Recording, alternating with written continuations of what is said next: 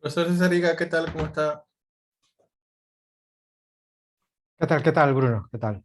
¿Qué tal? ¿Todo Espera, bien? voy a prender mi cámara. Hoy día sí, un día estaba en clases, por eso de las 10 hasta las 12 y después tuve una reunión con un chico que quería ver su tesis hasta las Ah, 3.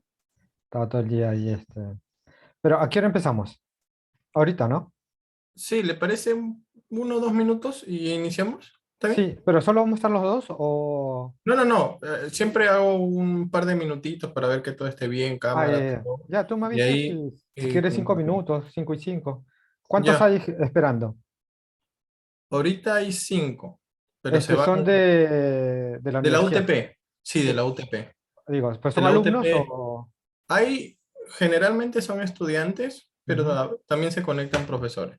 Lo que puedo hacer Generalmente es son estudiantes. 40 minutos de la presentación 40, ¿sí? y 20 de preguntas.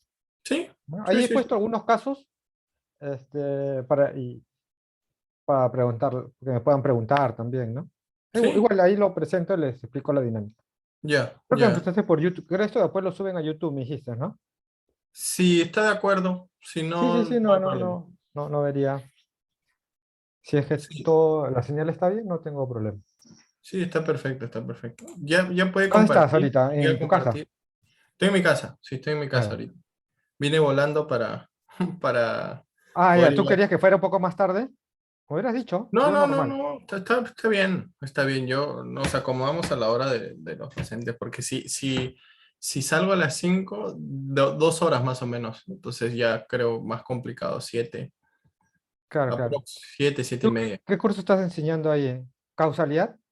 Estoy enseñando ¿Responsabilidad? responsabilidad, obligaciones y ética en este ciclo. ¿Y tú tienes algún casos interesantes sobre causalidad que hayas visto? Sí, o La sea, prueba de bueno, la causalidad. No, no, no el- tanto el concepto, sino la prueba de la causalidad. Bueno, que ujú, también tiene que ver, tienes que haber definido el concepto para que luego puedas ver que se prueba, ¿no? claro, claro. Pero particularmente lo que sucede en Respo es que la idea de causalidad, al menos en las decisiones, se expresa tan parecido como la antijuricidad, ¿no? Lo menciono. Pero Ujú, luego, ¿cómo lo trabajan? No. No, y todavía el código, ¿no? Como perfectamente sabes, sigue con lo de adecuada, próxima, y a partir de ahí, a mí me parece, por ejemplo, muy interesante el de Brunito, ¿no? ujú, O sea, asignan causalidad, pero a partir de que tiene más, simplemente por ello, más que pensar en la idea de proporcionalidad. ujú. Y hay un caso que es bien interesante en España, que yo escribí un poquito sobre eso, es si siempre debe asignarse responsabilidad a la parte que no tiene, o sea, que no son los padres. Tren, Ujú, carro, bus, quien fuere, si el otro lado hay niño o niña, se acabó. Y eso ujú. justamente se reguló en España, ¿no? En la ley especial de transporte que decía que si se causa un accidente donde hay un menor, donde los padres no han incitado a que se tire a la pista, no tiene derecho el seguro a repetir contra los padres, en ningún caso.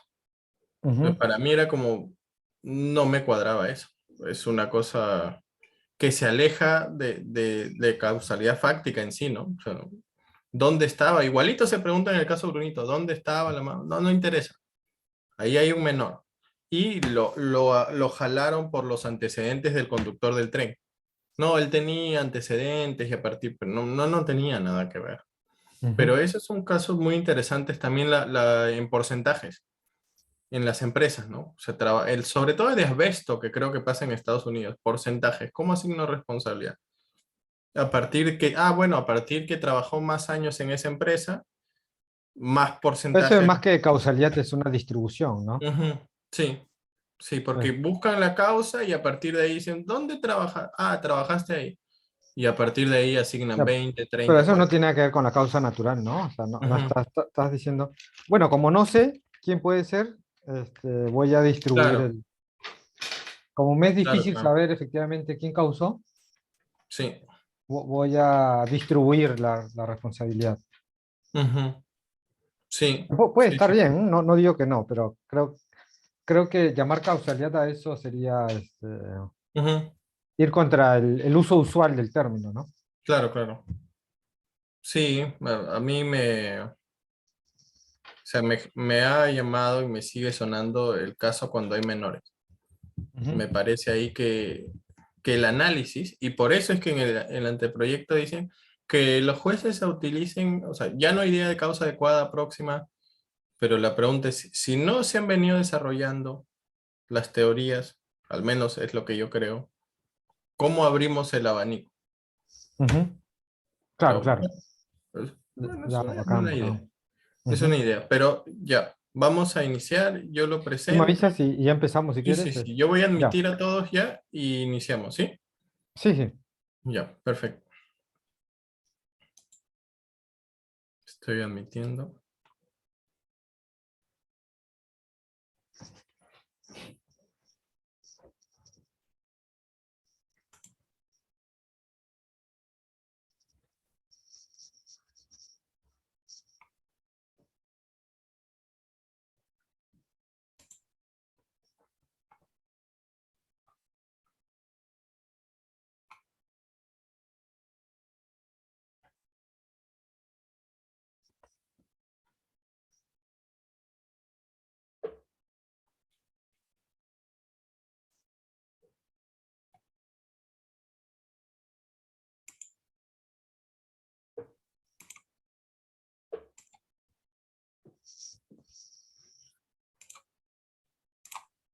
Ya, ahora sí. Ujú. Muy buenas tardes con todos. Les saluda Bruno Tapia Cornejo, coordinador académico de la Facultad de Derecho sede Lima Centro de la Universidad Tecnológica del Perú. El día de hoy eh, contamos con la honrosa y distinguida visita de un gran profesor eh, sobre prueba, también sobre argumentación, eh, el profesor Cesariga, que lo voy a presentar. El profesor Cesariga es abogado por la Pontificia Universidad Católica del Perú, tiene un máster en argumentación jurídica por la Universidad de Alicante y magíster en Derecho con mención en Derecho Constitucional por la Pontificia Universidad Católica del Perú. Ha realizado una estancia de investigación en el World Trade Institute, adscrito a la Universidad de Berna, Suiza, en el año 2012, y en la Cátedra de Cultura Jurídica en la Universidad de Girona. Es autor del libro Litigación, Teoría del Caso y Argumentación. Ha participado con diversas ponencias en la conferencia de la Asociación Latinoamericana y del Caribe de Derecho y Economía y en los diversos encuentros latinoamericanos de epistemología jurídica. También ha publicado diversos artículos en revistas indexadas y ha ganado varios concursos de investigación auspiciados por la Pontificia Universidad Católica del Perú. Es profesor actualmente en la Pontificia Universidad Católica del Perú en cursos de pre y posgrado, tales como razonamiento probatorio y argumentación jurídica. También ha dictado en la Academia de la Magistratura. El día de hoy nos va a disertar sobre el tema la enseñanza de la prueba en las facultades de Derecho. Para ello, profesor Cesariga, reitero el agradecimiento. Es un plazo de 40 minutos y luego ya 20 para las preguntas que tuvieran los participantes. Así que el escenario es todo suyo, profesor. Muchas gracias. Muchas gracias, Bruno. También quiero agradecer a todos los presentes por su asistencia. Yo voy a hablar sobre, mi exposición versa sobre un tema que había trabajado para este evento en Girona, justo en la Cátedra de Cultura Jurídica, sobre enseñanza y diagramas argumentativos, ¿no? Creo, y en algunos momentos empezaré a presentarlo. Creo que esta herramienta puede ser muy útil para la enseñanza y análisis de argumentos, y sobre todo en argumentos jurídicos, donde, por ejemplo, tenemos que analizar ingentes cantidades de información, ¿no? Eh, Nosotros, los abogados, cuando analizamos casos, vamos a recibir muchísima información. Entonces, toda esta información puede ser eh, abundante, puede presentar diversas características que pueden hacer complejos análisis. Para ello, entonces, contar con herramientas que faciliten el análisis, la simplificación de la información, su, la posibilidad de comparar diversas hipótesis, porque además nosotros los abogados argumentamos, y esto implica pues que presentamos un planteamiento frente a otra parte, la cual puede a su vez objetar algo que nosotros estamos planteando, o, y esto suele suceder muchas veces, presentar una hipótesis contraria, distinta a la que nosotros estamos planteando. Entonces, tener herramientas que nos ayuden a analizar la evidencia y argumentos de un caso, que nos permitan simplificar este análisis, comparar argumentos, la solidez de cada uno de ellos, pueden ser de mucha utilidad. Ahora bien, creo que esto de acá puede ser de más utilidad si es que lo aprendemos en las facultades mismas de Derecho, ¿no? Que es donde tenemos un proceso formativo, ¿no? Y ahí, cuanto más pronto internalicemos estas herramientas, ¿no? El uso de estas herramientas, creo que va a ser de mucha más utilidad y pueden formar parte de nuestra, nuestro proceso de razonamiento, y ya quedarán como parte de nuestra formación a futuro, ¿no? Entonces, sin más, voy a dar una exposición 40 minutos aproximadamente, hasta las 5:50 más o menos. Voy a tratar de quizás sea un poco menos, para luego dar tiempo a las preguntas, ¿no? Porque, creo que hasta las 6 teníamos. Entonces, por ahí que voy a tratar de que simplificar algunos puntos. Igual, si algo no queda claro, entonces todo esto lo podemos pasar para las preguntas.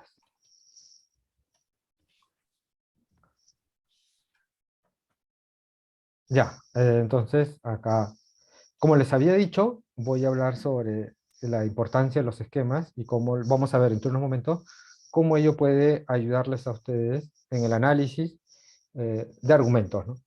¿Qué es lo que ya le había adelantado? Los abogados estamos constantemente argumentando. Nuestra labor es argumentar frente a terceros, ante autoridades y frente a otras personas. Construimos argumentos que debemos defender ante, ante otros.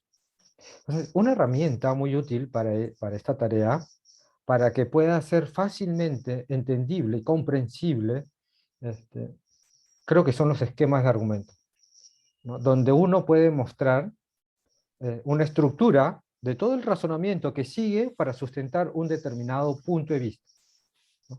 Por ejemplo, eh, veía estos casos de prisiones preventivas o las audiencias, ¿no?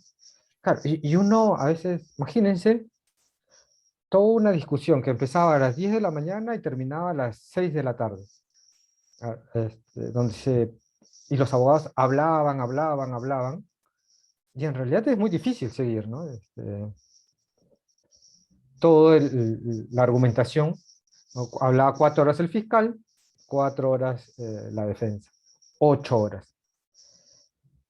Y la pregunta que uno hacía es, ¿realmente alguien puede procesar tanta cantidad de información a 8 horas? ¿Cuánto tiempo aguanta uno la atención? Diría que 45 minutos. Bueno, los pedagogos además, los pedagogos y los psicólogos cognitivos saben más que nosotros, obviamente, que los abogados. Nosotros no estudiamos cómo funciona la mente, nos basamos en estudios que hacen otras disciplinas. Pero en tanto lo que yo he participado de algunas charlas que estas personas dan, generalmente te dicen que 45 minutos es el tiempo de atención que puede tener alguien, y máximo así, hora y media, luego hay que hacer un descanso más o menos largo, ¿no? Si no, ya la mente se cansa, como cualquiera, el cerebro es igual que otros órganos que tenemos, también se cansan. Entonces, imagínense, ahora no solo es 45 minutos que puede captar, y hora y media que puede, haciendo un esfuerzo, alguien podría estar ahí. 4 horas, imagínate, 4 horas escuchando. más 4 horas después, descansan un par de horas para almorzar y luego 4 horas, 8 horas. ¿Cuánto de toda esa cantidad de información puede ser procesada por un juez? ¿Qué dirían? ¿El 10, el 15, el 20, 30%? Vaya a saber, ¿no? Sería una buena pregunta hacerle a los especialistas en cómo funciona la mente para que nos digan la, cuánta capacidad de procesamiento de información tenemos los humanos. Y esto puede ser muy útil luego para la organización de audiencias, por ejemplo, ¿no? Sería muy interesante luego discutir en clases de procesal, por ejemplo. Este, cómo organizamos audiencias para que realmente sean productivas y no solo rituales. Bueno, como hay que garantizar el derecho de defensa. Entonces que hable todo lo que quiere el abogado, que hable todo lo que quiera la fiscalía y que hable todo lo que quiera la, la defensa. Pero en el fondo son rituales, porque sabemos que el juez no está presente, pero su mente no está procesando esa información. Lo que nos interesa no es solo que la persona esté presente físicamente, lo que nos interesa es que su mente nos esté escuchando. Es más, me interesa más que su mente pueda procesar esa información antes que si físicamente está ahí. ¿De acuerdo? Entonces, esto es muy, muy importante, creo.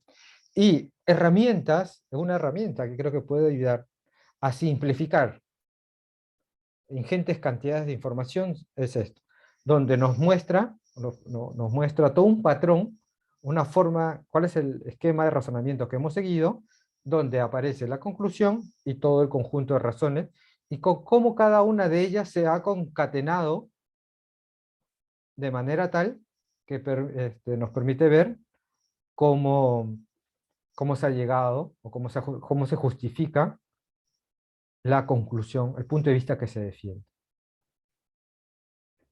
¿De acuerdo? Entonces, los esquemas argumentativos que creo que son muy útiles, ¿no? Y dentro de los esquemas vamos a ver los diagramas argumentativos. Por un lado podemos tener los esquemas que son patrones de inferencia, ¿no? Seguro en las clases de argumentación que seguro llevan ustedes, eh, y dentro de la argumentación jurídica, ustedes pueden revisar manuales, libros de texto, donde se plantean pues, estructuras comunes de argumento. Un método, si quieren, una forma de argumentar es el silogismo, por ejemplo, o la ponderación, son esquemas de argumentos. Voy a mostrarles dentro de unos momentos varios tipos de argumentos, y luego me gustaría conversar con ustedes para ver qué tan útiles les parece, realmente que si consideran que puede serles de mucha utilidad. Ahora, muchos de estos esquemas y diagramas que vamos a mostrar son, recuerden, herramientas. Nunca debemos olvidar que son ayudas para los seres humanos a efectos de este, poder suplir algunas limitaciones cognitivas que tenemos o potenciar nuestra capacidad si quieren, es como una computadora que la computadora no va a pensar por nosotros, sino que nos va a ayudar a potenciar nuestras capacidades. Yo creo que el ejemplo que tenía, que a veces da Susan Hack, ¿no? Para el caso de científicos naturales, creo que puede ser muy útil. A veces cuando uno quiere ver células, el ojo humano no está en capacidad de poder. Para eso que desarrollan los biólogos, los médicos o científicos de otras disciplinas, el microscopio, ¿no? El microscopio es una herramienta que les ayuda a ver lo que el ojo no podía ver, el ojo humano no puede ver. Y son muy útiles porque nos permite poder ingresar a ver aspectos de la célula, ¿no? Biológicos, que sin esa herramienta no hubiéramos podido ver. Pero es una herramienta cuando queremos ver células, Pero si queremos ver ya no células, si no queremos ver cómo está en los pulmones, utilizamos rayos X. Son otra herramienta. No podemos abrir el cuerpo de un humano porque éticamente no puede abrir a un ser vivo, ¿no? Un humano vivo. Entonces se desarrolla una herramienta que nos permite ver cómo está interiormente los órganos. Se crea, se ha desarrollado otro instrumento. Y así sucesivamente.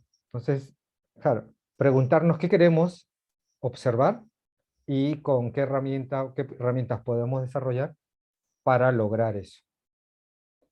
Las, los esquemas y los diagramas son eso, son herramientas que nos permiten ver qué patrón de razonamiento está siguiendo una persona al sustentar un punto de vista, ¿no? Y cómo cada uno de esos elementos que componen ese razonamiento se entrelazan entre ellos.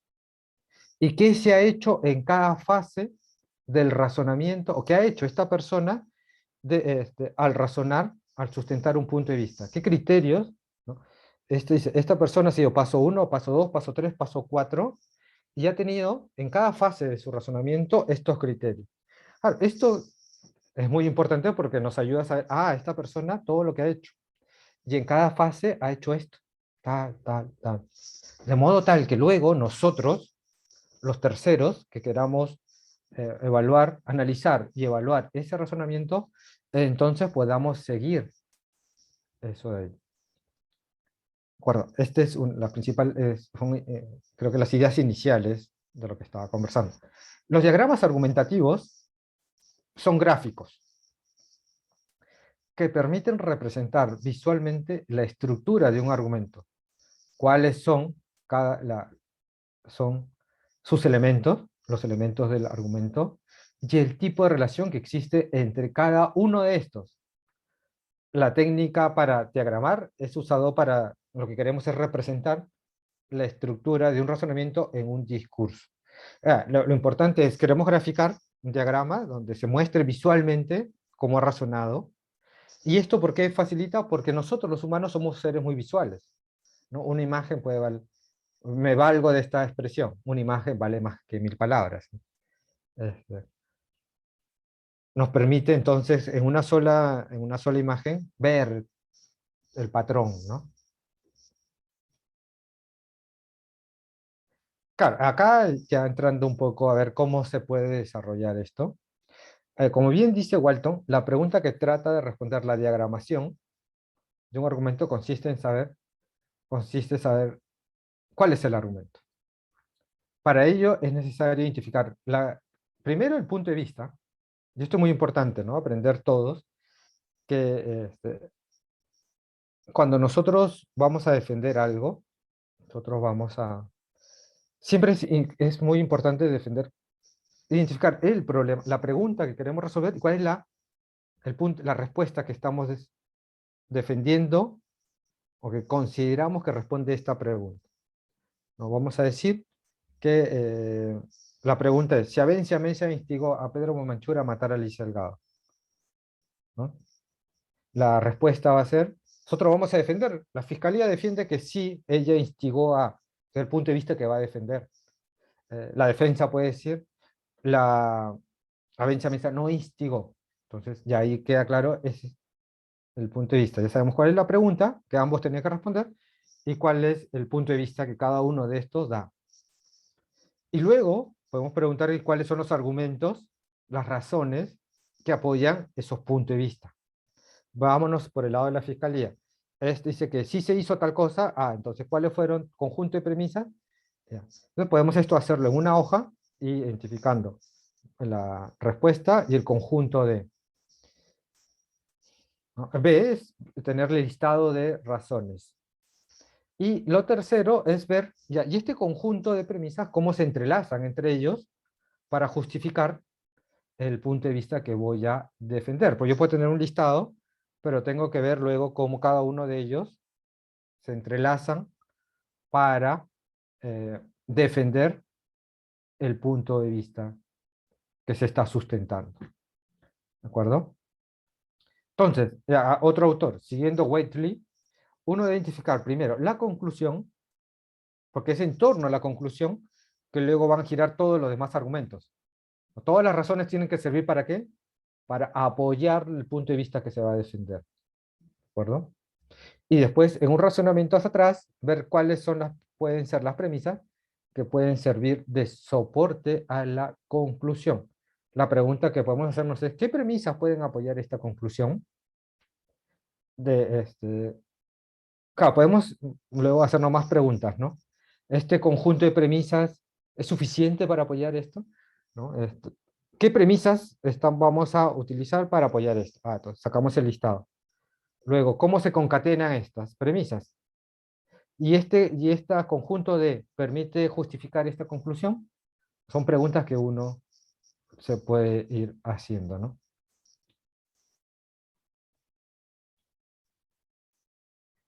Utilidad de estas herramientas, ¿no? Ordena el pensamiento. Entonces, ¿qué estamos haciendo? Vamos a defender esto. Vamos a defender este punto de vista. ¿En base a qué? A este conjunto de razones. ¿Y cómo este conjunto llega acá? Porque si se sigue esta secuencia, se puede llegar a defender esto. Todo este conjunto apoya esto. ¿De acuerdo? Entonces nos da cierto orden al pensar. También estas herramientas nos pueden ayudar a organizar la información. Vamos a ver en unos momentos algunos tipos de modelos de diagramas, ¿no? Cuáles podemos organizar el aspecto normativo, por los aspectos fácticos, y así sucesivamente, ¿no? Autocontrolarnos, claro. Muchas veces nosotros, a veces cuando razonamos, damos por sentado muchos aspectos que quizás no lo sean. Claro, y ahí me puedo basar en esta distinción que hace Kahneman, siguiendo ideas que en la psicología ya están muy asentadas, ¿no? Pensamiento automático y el pensamiento reflexivo. Por el lado del pensamiento automático, muchas veces nosotros tomamos decisiones este, de, eh, por hábito, de manera este, sin reflexionar mucho sobre lo que estamos haciendo. Y esto está bien porque, claro, nosotros hacemos diariamente tantas cosas, tomamos desayuno, nos lavamos, manejamos, muchísimas cosas, que claro, no nos vamos a poner a pensar, a reflexionar sobre cada una de las cosas que hacemos. Muchas de esas también que hacemos automáticamente son producto de un proceso de entrenamiento previo, ¿no? Por lo tanto, en algún momento aprendimos cómo debíamos hacer esto y que en producto de la repetición ya lo hemos internalizado. Ahora, sin embargo, ahí viene el segundo punto, a veces cuando estamos ante tareas complejas, es importante saber reflexionar sobre la tarea que estamos haciendo, ¿no? Y poder verificar si todo lo que estamos haciendo permite justificarlo, el resultado, la conclusión a la cual estamos llegando. Puede darse el caso, ¿no? Que tengamos que chequear, es importante chequear lo que hemos hecho. Entonces, tener herramientas que nos digan cada uno de los pasos, qué es lo que hemos hecho en cada momento, nos puede ayudar a verificar efectivamente si esto que hemos hecho estaba bien. Autocontrolarnos. Y de esa manera podemos ver, efectivamente yo he hecho esto y esto se tenía que hacer en cada momento. Y esta información permite llegar a este punto y así sucesivamente.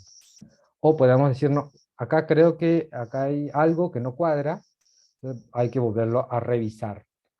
Acá hay algo que falta, ¿no?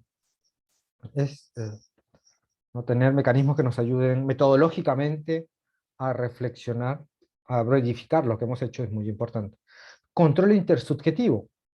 Claro, nosotros tenemos que presentar todo nuestro razonamiento. Decimos, este es el patrón de razonamiento que he seguido.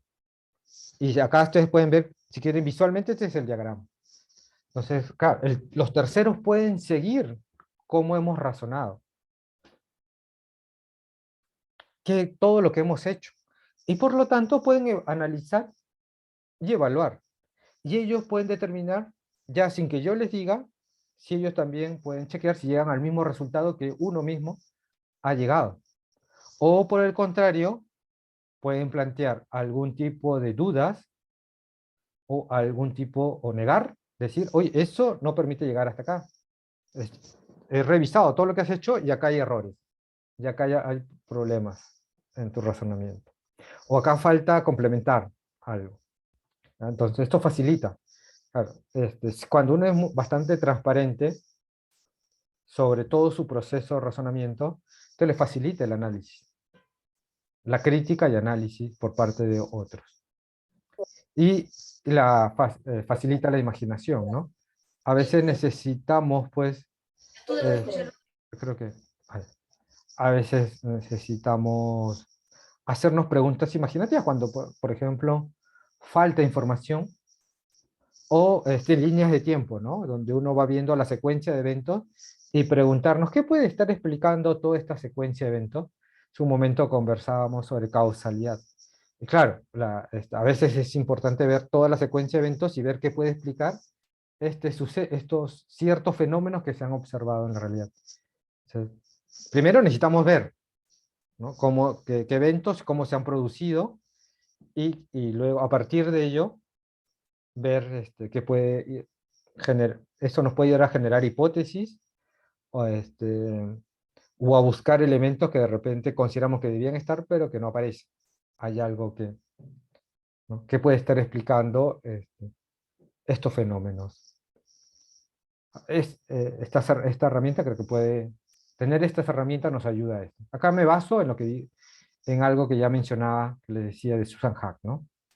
Este, estas disciplinas, como las ciencias naturales, no es que ellos sean más inteligentes que nosotros, que otras disciplinas, han avanzado bastante en el conocimiento acerca que se tiene de la realidad, ¿no? De cierto fenómeno, no, en la medida en que ellos han desarrollado un conjunto de criterios, pautas, que que permiten un control intersubjetivo entre toda la comunidad. Por lo tanto, lo que plantea cada uno puede ser sometido a debate, a contraste, por el resto de la comunidad. Y se pueden replicar los resultados, se pueden idear mecanismos, ¿no? Para ver eh, si esta hipótesis es la única o existen otras posibles explicaciones, etcétera, ¿no? Facilita el debate entre ellos. Y acá les voy a mostrar, por ejemplo, un diagrama sobre hechos. Queremos, como hace un momento les indiqué, queremos ver si ocurrió algo, ¿no? Avencha Mesa instigó a Pedro Mamanchura a matar a Alicia Delgado, y esa es la hipótesis, ¿no? ¿Y cuáles son los hechos que nos van a permitir sustentar esa hipótesis? Está en el segundo punto. Pongo hecho 1, la declaración de Pedro Mamanchura, ¿no? Que Pedro Mamanchura se sostiene que ella le dijo, ella le decía para que mate a tal persona, que él trabajaba con ella, las peleas y así sucesivamente, ¿no? Acá los datos.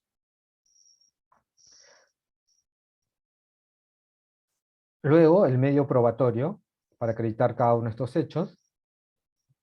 Cuarto, cuáles los atributos que se pueden tener para analizar estos medios probatorios de acá. Lo que debemos analizar para acreditar esto. Finalmente, una generalización que nos va a permitir. Y acá hay una secuencia, ¿no? Primero, siempre, como ya les mencioné, cuál es la tesis que vamos a defender, cuáles son los datos, como estamos hablando de hechos, hay que acreditarlos, ¿no? Hay que probarlos, para eso un medio probatorio. 4, qué hemos analizado de este medio probatorio para acreditar, y una generalización que nos permite enlazar 2 con 1. Más allá de que este es un esquema para analizar hechos, lo que me interesa, quería mostrarles, es cómo podemos mostrar un esquema donde podemos ver un patrón de razonamiento. Ese es la primero que me interesa, me interesa mostrar, ¿no? Que hay un patrón, ¿no? Un patrón una herramienta que lo podemos encontrar en Wismore, en Twining. Esto es algo adaptado más de Twining. Y si ustedes ven, seguro No sé si alguno de ustedes conocerá el esquema de Tulmin, se le parece mucho también al esquema tulminiano. Pero la idea es esa, ¿no? La idea es que ustedes puedan visualizar, ¿no? Que esto se puede hacer por distintos tipos de argumentos. Acá hay un esquema donde nos muestra cada uno de los elementos, la secuencia también de cómo tenemos que ver, establecer la relación, los aspectos que vamos a analizar y que debemos, cómo debemos mostrarlos, ¿no? Y luego, acá ya no he mostrado en el gráfico, pero cómo se analiza cada uno de ellos, cómo se analizan las hipótesis, cómo se redactan las hipótesis, cómo se indican los hechos. A cada uno de los hechos se tiene que ir acompañado un medio probatorio. Este, los atributos, qué propiedades voy a analizar de esto, y así sucesivamente, ¿no? Finalmente, las generalizaciones. ¿De acuerdo? Esa es la idea. Y esto visualmente ayuda, ¿no? Porque, claro, si voy a mostrar un argumento sobre qué tal persona hizo esto, entonces poder ver esto en un solo gráfico visualmente me ayuda a captar el argumento. Puede tener, tiene varias ventajas.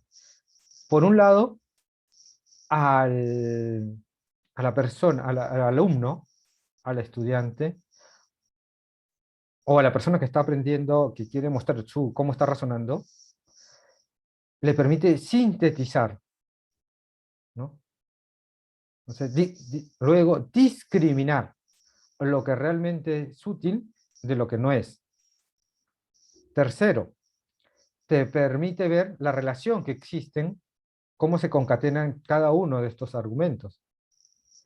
Cuarto, qué voy a analizar en cada uno, en cada momento. Esto para entonces, claro, no es que uno empieza a dar ideas así por montones, sino tiene que da un orden, un método, ¿no? Muestra de manera ordenada todo lo que ha hecho y cómo se van encadenando ese conjunto de elementos para llegar a sostener, por lo tanto está aprobada la hipótesis, o está justificada la hipótesis. Luego de hacer todo esto, podemos decir que está justificada esta conclusión de aquí. Veamos, esto de acá voy a...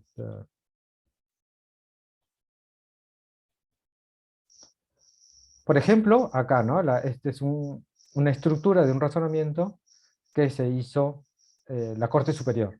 La tesis, Avencia Mesa instigó a Permo Manchura a matar a Alicia Delgado, son los datos, los medios probatorios para acreditar cada hecho, ¿no? Y luego necesitamos, como vimos en el gráfico, el diagrama, una regla que nos permita decir que cuando ocurren estos hechos se puede inferir esto, una generalización. Acá reconstruí el argumento, la forma en cómo razonaba la Corte Superior, y luego, una vez que ya se reconstruía el razonamiento de la Corte Superior, podríamos preguntarnos, ¿y esta forma en cómo razonó justifica la conclusión a la cual llegó o no?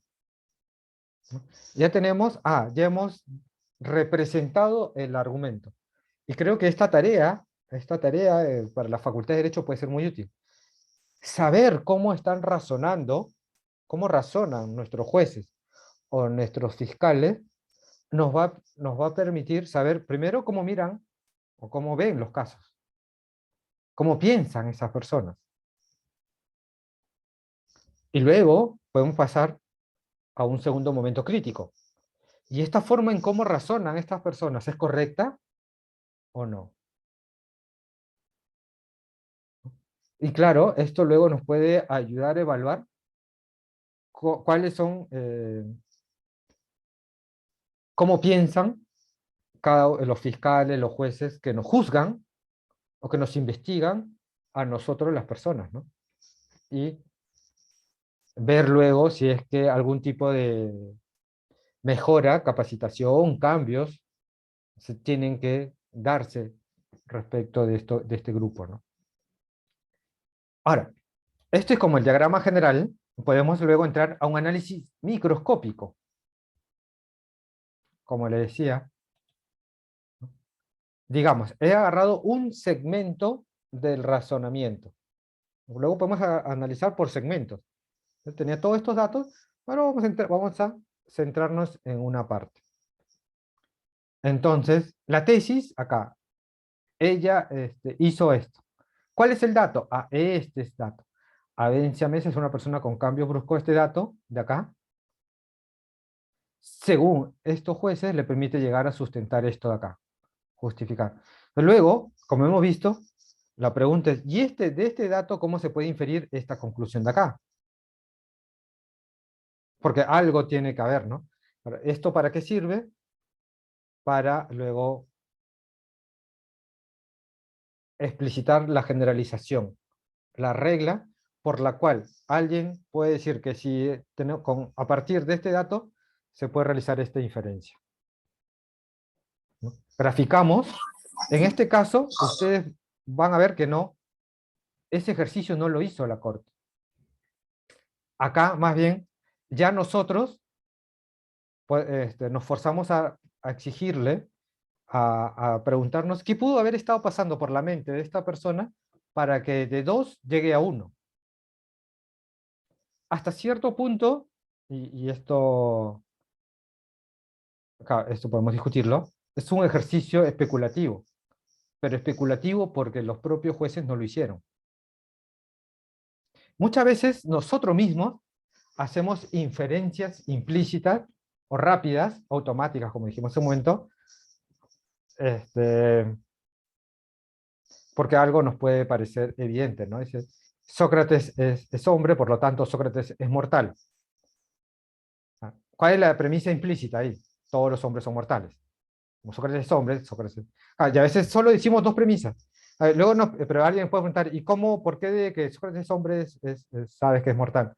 Ah, y piensas, porque todos los hombres, hasta el día de hoy, ¿no? Hasta el día de hoy todos los hombres son mortales, ¿no? Entonces, como este es hombre, claro, a veces es tan obvio que no necesitas explicitarlo, pero en algunas ocasiones puede ser importante, o por lo menos si alguien te objeta o alguien te pregunta, claro, ese ejercicio de explicitar puede resultar, puede resultar útil. O mostrar, diciendo, yo he llegado acá a partir la ruta de mi razonamiento, de este punto. He partido de este punto para llegar a este otro punto. Y yo puedo decirme, viendo, pero de acá puedo llegar acá. ¿Por qué? Me fuerza a explicitar qué me ha autorizado a hacer eso, ¿no? Entonces, muchas veces no es tan evidente. O me permite ser consciente de mis sesgos, de los propios sesgos o prejuicios que uno puede tener, ¿no? En este caso, por ejemplo, ¿no? Dice, una persona con todas estas características, según la Corte Suprema, puede hacer esto. La pregunta es, claro, habría una generalización de este tipo. Si una persona P tiene X características, entonces P podría instigar a otra a realizarlo. Ya, la siguiente pregunta que podemos hacernos es, ¿y cuál es el fundamento de esta regla? ¿De dónde sale esta regla? ¿Y cuál es el nivel de generalización de fuerza? ¿Es posible? ¿Es altamente probable? ¿Es necesario? ¿No? Claro, en ambos ya, acá al explicitar la regla, luego nos podemos preguntarnos, o alguien puede preguntarnos, ¿y esa regla de dónde sale? ¿Cuál es el fundamento? ¿Y cuál es su fuerza? ¿Es posible? ¿Es, eh, ¿Es altamente probable? ¿Es altamente probable? ¿O es necesario? Claro, todo va a depender del cualificador, ¿no? No es lo mismo una regla con un cualificador que diga para todo X o todos, que una regla que diga generalmente, o que una regla que tenga un cualificador de es posible que. Si se dan cuenta, la fuerza va disminuyendo, ¿no? O este otro caso, ¿no? Que también la Corte Superior había puesto. La hipótesis que defendía que ella instigó a Pedro Manchura a partir de qué dato, de que es lesbiana. La pregunta es, ¿y ese dato cómo nos permite llegar a la hipótesis que defiende? Y así sucesivamente, ¿no? Podemos hacer un análisis por cada segmento del razonamiento. Ahí hemos visto las inferencias. ¿Qué inferencias podemos hacer acerca de ciertos datos? Ahora, también podemos preguntarnos, pero ¿y este dato del cual estoy partiendo, del cual hace algún momento lo di como cierto, lo tengo que dar como cierto? O sea, tengo que aceptarlo o más bien, en algunos momentos voy a tener que discutir el dato, ¿no? La fiabilidad de los datos. Y este, por ejemplo, ¿no? Es el hecho, el medio y los elementos que hay que tener en cuenta. Lo que me interesa aquí no es tanto, porque este no es una clase de razonamiento probatorio, sino más bien es el diagrama. Yo tengo algo a probar acá, o un dato, acá cómo justifico este dato, los elementos que he tenido en cuenta para decir que este medio me permite justificar esto, y así sucesivamente. Dependiendo de la respuesta, si todas las respuestas son positivas, entonces yo puedo decir que este medio de acá permite acreditar esto. Y este dato, por lo tanto, es fiable. Claro, ¿esto qué facilita? Facilita el análisis que le decía hace algún momento, ¿no? Yo voy a partir de este dato, o voy a mostrarles, señores, de por qué este dato es cierto. Entonces, ¿y cómo? Porque voy a mostrar todo el razonamiento que se ha seguido. Todo este es el diagrama. Entonces empieza a seguir, y esto creo que en un debate, por ejemplo, en las audiencias puede ayudar muchísimo. O en el debate en el salón, ¿no? A veces seguir sin verlo puede ser muy difícil, pero viéndolo y mostrando la secuencia, creo que eso de ahí sí puede ser mucho más eh, entendible y metodológicamente se puede seguir toda la secuencia. ¿De acuerdo? Acá otro, por ejemplo, ¿no? Voy a partir de este dato que alguien hizo esto, el medio, qué elemento voy a analizar de este medio, qué aspectos se tienen que analizar para decir que la memoria funciona bien, y así sencillamente empiezo a separar. Tal, tal, tal, tal, tal. Si estaban presentes todos estos elementos, yo puedo decir que esta persona sí puede recordar, por lo tanto el testimonio de X sí, y por lo tanto se puede entender que ocurrió este hecho. Puede ser aceptable. Pero todo esto es la secuencia. Ah, es- y luego ustedes pueden hacer ese análisis microscópico.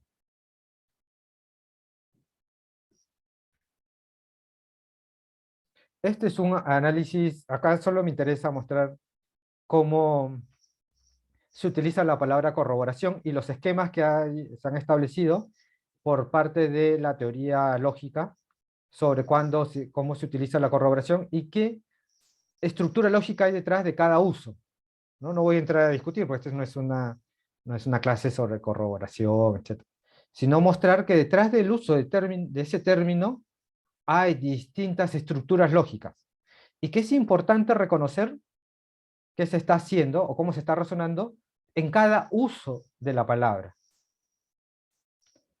¿Por qué? Porque se refieren a aspectos del razonamiento distintos. O sea, mostrar cómo se utilizan y qué es, en el fondo, es qué razonamiento se está haciendo en de acuerdo a cada tipo de uso, es importante, ¿no? ¿Para qué? Porque la fuerza, la solidez de un argumento va a ser distinta. Los aspectos que tengo que analizar van a ser distintos.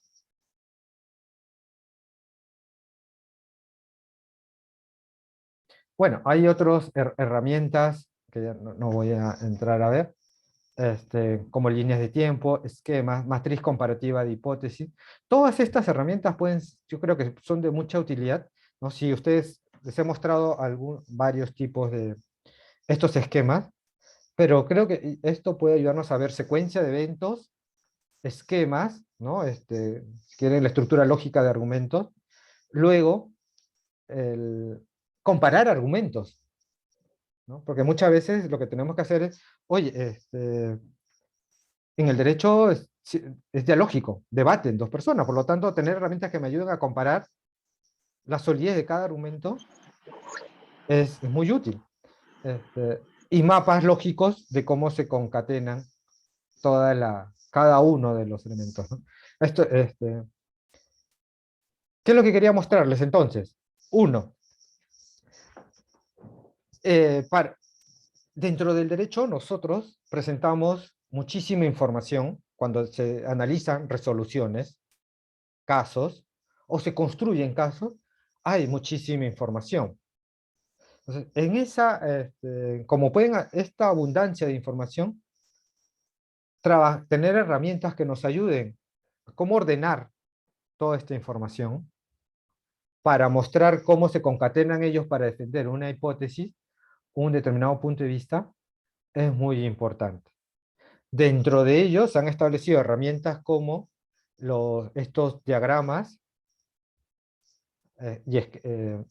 matrices comparativas, etc. Distintas herramientas que nos van a permitir procesar y mostrar visualmente cómo estamos razonando. Acá le he mostrado algunos sobre hechos, pero también existen, por ejemplo, para mostrar esquemas de interpretación, muy importantes para los abogados. Ahora que se están discutiendo, por ejemplo, cómo se interpreta el artículo 117 de la Constitución, o el artículo numeral 2, 113, o en general, también hay esquemas que nos ayudan a mostrar la estructura de los argumentos literal, la estructura del argumento histórico, la estructura del argumento consecuencialista, etcétera, ¿no? ¿Y qué criterios hay de evaluación para poder analizar detrás de cada uno de ese tipo de argumentos? Los argumentos literales, cuándo son aceptables o no, cuándo son aceptables los esquemas finalistas, los esquemas deontológicos, etcétera, etcétera. Entonces acá también hay autores que estudian bastante eso, no solo por el lado del derecho, sino también por autores como Walton, que les mencioné, que fue el primer autor, que él ha desarrollado como más de 60 tipos de esquemas, ¿no? Fue una persona que se dedicaba mucho, sobre todo como era una persona que estaba entre la lógica informal y la inteligencia artificial, quería desarrollar programas que permitan ayudar a procesar grandes cantidades de información y den resultados, ¿no? En el fondo, para eso, ¿no? Para lograr eso es necesario, pues, primero saber tener los patrones de argumentación, ¿no? Y luego ya, una vez que tiene el algoritmo, ya se mete la información y te da ciertos resultados. Obviamente, la validez de esos resultados va a depender si estás de acuerdo con el patrón. Y si consideras que ese patrón es el aplicable al caso. Nunca, obviamente, responder si es aplicable y si estás de acuerdo, eso depende ya de nosotros los humanos. Nunca va a reemplazar, y recuerden, que esto es una idea que siempre quiero resaltar, porque a veces dicen, esto no va a reemplazar a los humanos. Son instrumentos que nos van a ayudar a pensar más rápido, mejor, a procesar grandes cantidades de información. Pero hay que saberlas usar prudentemente. Pero sí creo que pueden ser de mucha utilidad si nos las enseñan a utilizar desde las facultades, ¿no? ¿Para qué? Para que se internalicen como parte de nuestra estructura de pensamiento. Y bueno, me he pasado no me he pasado mucho, creo que 3 minutos nomás. Pero nada, agradecerles por su tiempo, y muchas gracias, ¿no? Muchísimas gracias, profesor Cesariga. Pasamos al espacio de las preguntas. ¿Alguno de los participantes tuviera alguna pregunta, alguna inquietud? Puede alzar la mano también por el chat. Marco Antonio, ¿qué tal? Buenas tardes, César. El Buenas doctor tardes. César, buenas tardes. Buenas tardes con todos los compañeros. Quería hacer una consulta. Referente al ejemplo de Avencia Mesa, donde usted nos ha dado informes sobre como digo, aspectos subjetivos. Que está sujeto a esa persona que tiene tristeza, tiene poca capacidad de controlarse. Son aspectos subjetivos de las personas que se puede llegar a un argumento certero como para sentenciar. No debería ser con con argumentos objetivos si esta persona ha planificado, ha premeditado con alevosía de ventaja para llegar a una conclusión, para tener una sentencia. Yo creo que sí. Lo que, por ejemplo, lo que les quería mostrar es cómo razonó la Corte. Claro. Uno lee estas resoluciones de 70, 80 páginas y uno y a veces se puede pasar mucho de esta información, ¿no? Digamos, lo que usted nos mostró, ¿no? Lo que estaba preguntando. A ver.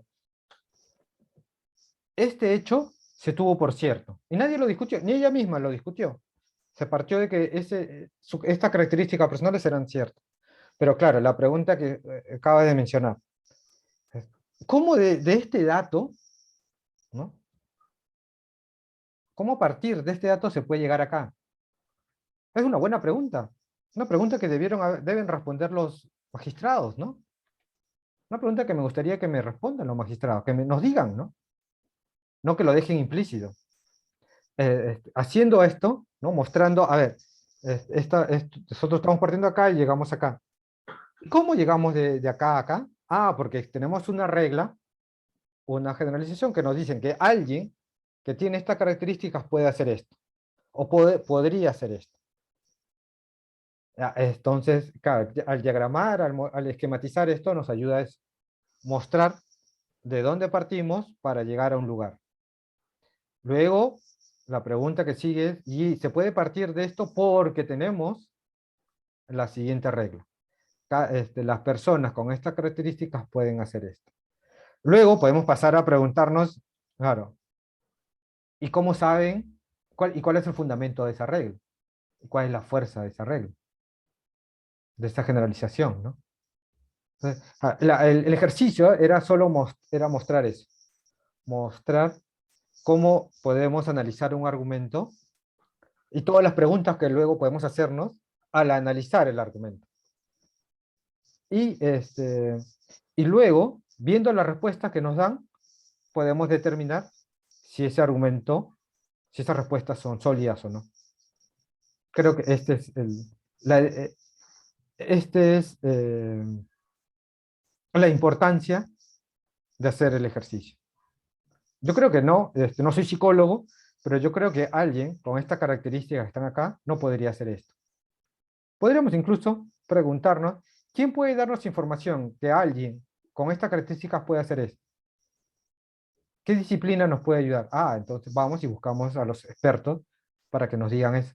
Ahora le podemos preguntar, ¿y qué más podemos hacer para saber si efectivamente alguien con estas características puede hacer eso? Preguntarle a ese experto, ¿no? Claro, quería acotar también algo, doctor, Ujú, que las personas cuando tienen poco control ujú, reaccionan en caliente, ujú, pero en frío no tienen la misma reacción. ujú, Yo creo que no todos lo sabemos, ¿no? Hay personas que son fosforitos, ¿no? ujú. Reaccionan al mismo detalle que no les simpatizan, pero eso no quiere decir que tenga una reacción para, para un asesinato, que pueda, como le dije, pueda planificar, pueda Ujú, ujú. premeditar. Es más, Es demasiado, escapa su capacidad, yo creo yo. claro, por las características personales no pareciera ser ella una persona que se tomase la Calculadora, ¿no? molestia de planificar algo, ¿no? Exacto, eso es lo que quería decir. Más bien ella pareciera ser que si ella lo hubiera matado directamente, ¿no? No se hubiera buscado un tercero, controlar la voluntad de ese tercero para que ese tercero haga este tipo de conducta. Pareciera ser que sus características personales no llevarían hacia eso, ¿no? Pero claro, esto lo podemos ver con claridad cuando hacemos diseccionamos el argumento. Cuando entramos a analizar con detalle cada segmento del razonamiento. Por eso puse la analogía con el microscopio. A veces el ojo humano no puede ver aspectos biológicos que un microscopio sí. A veces nuestra mente no puede ver aspectos micro si es que no diseccionamos con detalle cada uno de los elementos, ¿no? Porque pueden ser tantas que la información puede terminar abrumándonos. ser tanta que nos sobrepase nuestra capacidad de procesar la información. Ese es el ejercicio, ¿no? Ok, profesor, muy amable, gracias. Ujú. Gracias, Marco. Muchas gracias. ¿Algún otro participante?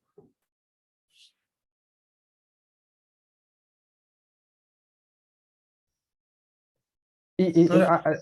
Mientras, si alguien... Claro, y este tipo de ejercicios creo que pueden ser muy útiles para las discusiones en clase, ¿no? Cuando se analizan resoluciones judiciales, este, o argumentos en general, ¿no? Analizarlo con ese tipo de detalles y cómo se concatenan los distintos elementos puede ser de mucha utilidad que cuando, claro, uno sin muchas herramientas tiene que, todo en la mente nomás, estar procesando esa información, ¿no? Pues a veces es más difícil. Y, y, Profesor César, en cuestión de estructurarlo en tiempos, o sea, es posible, por Eh, ejemplo, si pensamos en juzgados, cortes, que tienen no, 30 es o... muy demandante, esa Ahí, pregunta siempre, muy demandante de tiempo. Demanda mucha, por ejemplo, para analizar este caso de Avencia me demoré una semana más o menos para llegar a sintetizar los argumentos, ¿no? Sí es demandante en tiempo. Ya, pero por eso es que estos autores, como Walton, profesores, que no eran abogados, eran lógicos, ¿no? Ellos estaban más vinculados con la inteligencia artificial, querían crear programas, software que te ayuden a faciliten la herramienta, ¿no? Ah, si se logra desarrollar eso, claro, pueden ser grandes herramientas de utilidad para los abogados. So, Finalmente se vuelve un trabajo interdisciplinario, ¿no? Nosotros podemos empezar a reconstruir la estructura y luego pedir la ayuda, la colaboración de profesionales de otras disciplinas para que nos ayuden a reconocer patrones y puedan crear los programas que permitan trabajar con esto, ¿no? creo que con ello se responde también la pregunta de Yasmina Ponte, que plantea si los diagramas se hacen en un programa. Se pueden hacer, sí, pueden encontrar programas libres de argumentación, esquemas de argumentos que se pueden encontrar, ¿no?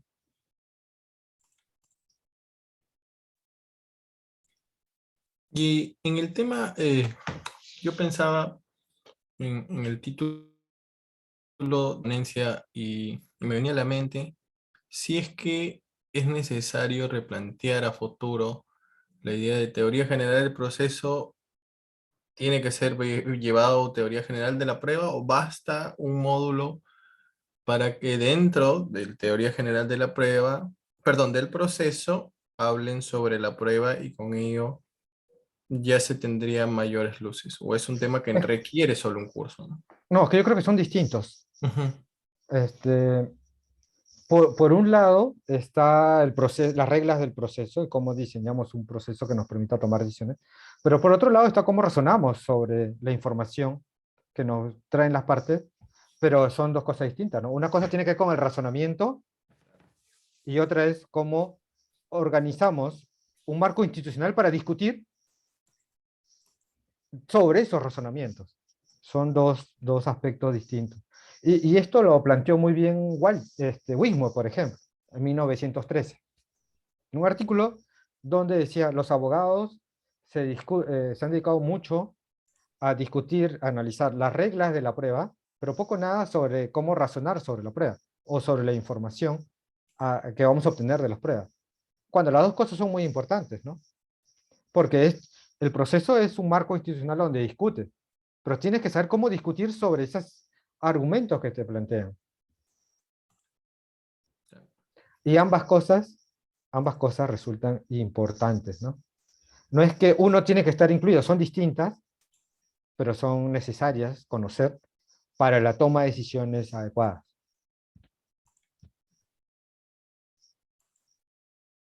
Medali pregunta si hay un diagrama que usted recomiende en particular. O sea, va a depender, ¿no? Porque estas son herramientas, o sea, va a depender de qué quieres. Por eso le dije, hay esquemas sobre cuestiones de derecho, cuestiones fácticas.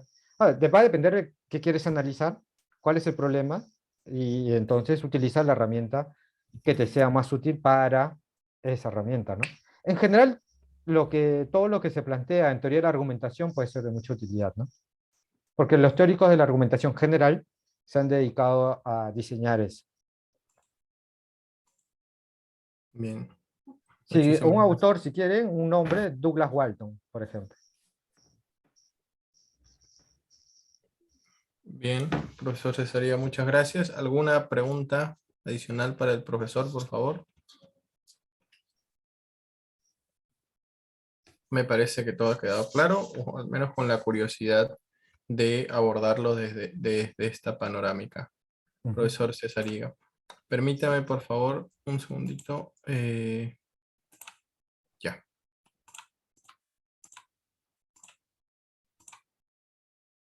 Ahí está. Ya. Sí, Ujú. desde la Universidad Tecnológica del Perú otorgamos esta constancia al profesor Cesariga por su destacada participación como ponente en el webinar denominado La enseñanza de la prueba en las facultades de Derecho, organizado por la Derecho hoy 26 de agosto del 2022. Firma el coordinador señor Pedro Calvay. Profesor Ujú. Cesaría, como siempre, tan gentil, tan amable con sus tiempos. Yo espero que sea la primera de muchas. Esperemos en mediano plazo al menos que pueda ser ya presenciales y creo que pueda ser también mucho más dinámico e interacción también, siempre que Ujú. su tiempo se lo permita. Muchas gracias, Bruno, y muchas gracias a todos los presentes también por estar aquí un viernes en la tarde, ¿no? Que ya uno quiere empezar el fin de semana. Muchas gracias y ya nos estamos viendo. Nos estamos viendo. Gracias. Gracias, profesor. Gracias, Nos estamos viendo. gracias. Hasta luego.